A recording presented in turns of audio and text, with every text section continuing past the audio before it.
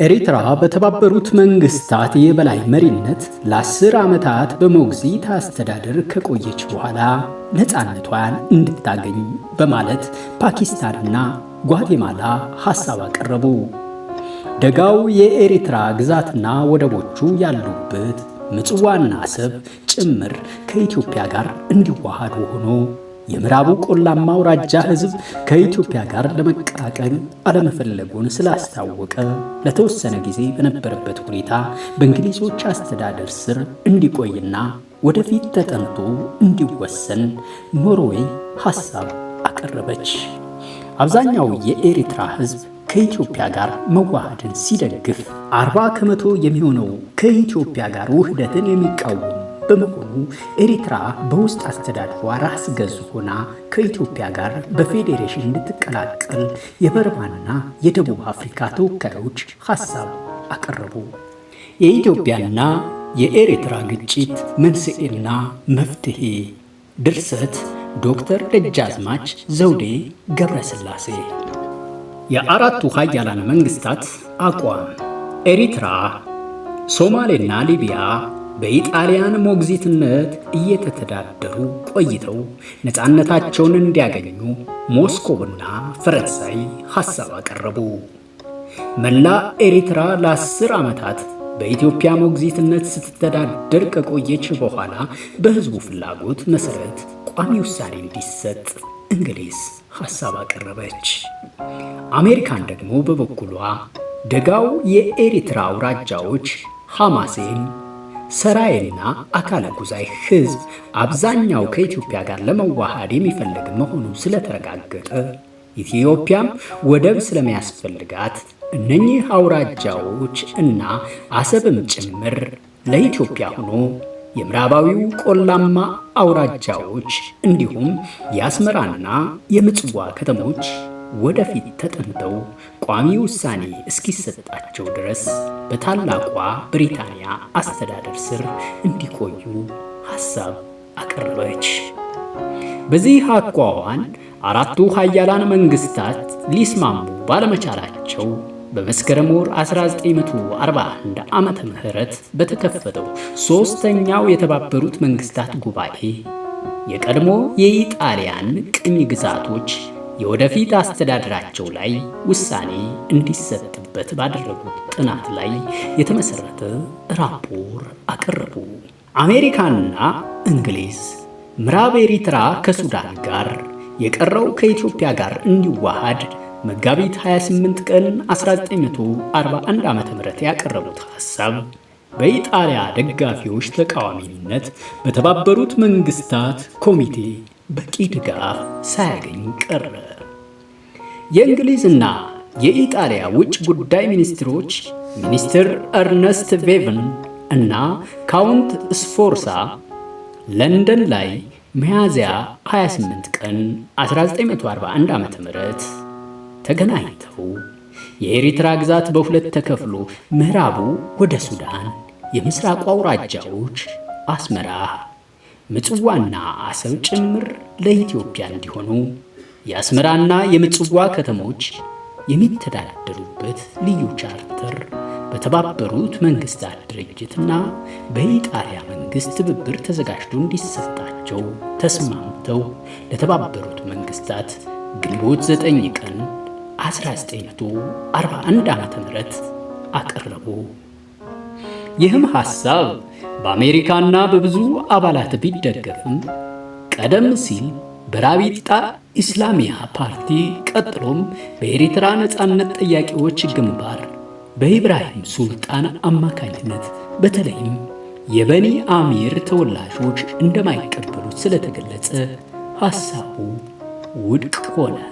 የበኒ አሚሮች ምዕራብ ኤሪትራ ተከፍሎ ለሱዳን መሰጠቱን የተቃወሙበት ዋናው ምክንያት በሱዳን በኩል ያሉት የሃደንደዋ ጎሳ ከሱዳንና ከኤሪትራ ወሰን ጀምሮ በባርካ ወንዝ ሸለቆ በሚገኘው መሬት ለከብቶቻችን ግጦሽ የመጋራት መብት አለን በማለታቸው አመርቅዞ ለዓመታት የቆየው የከረረ ጠብ ስለነበር የእንግሊዝ መንግስት ለባላንጦቻችን በማላት መብታችንን ያሳጡናል የማለት ስጋት ስላደረባቸው ነበር። ከኢትዮጵያ ጋር መዋሃድ ያልፈለጉት አብዛኛው የምዕራቡ ክፍል ሕዝብ የጠየቀውን ነፃነት ማግኘት አልቻለም። በዛን ጊዜ በታወቀው ሀብቷ መላ ኤሪትራ እንኳን ነፃ መንግሥት ሆና ራሷን ችላ ለመተዳደር ብቁ መሆኗ አጠራጣሪ ሆኖ በመታየቱ የምዕራቡን ክፍል ለይቶ ነፃ መንግሥት ሆኖ ይተዳደር ብሎ መፍቀድ አይቻልም በማለት ተቀባይነት አላገኘም።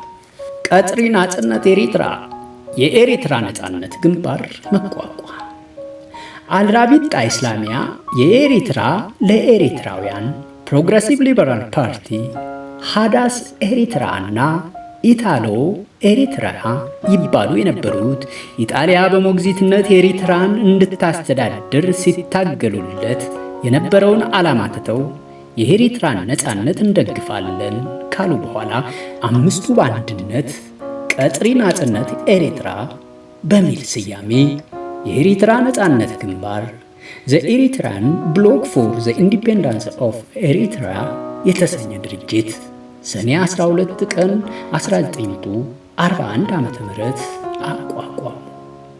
ከፍ ያለ ስብሰባም ሐምሌ 15 ቀን 1941 ዓ.ም አስመራ ላይ አደረጉ። ኢጣሊያ ለዚህ ድርጅት የገንዘብና የፖለቲካ ድጋፍ ትሰጠው እንደነበር ይታወቃል። በተባበሩት መንግስታት አጥኚ ቡድን ተመረጠ።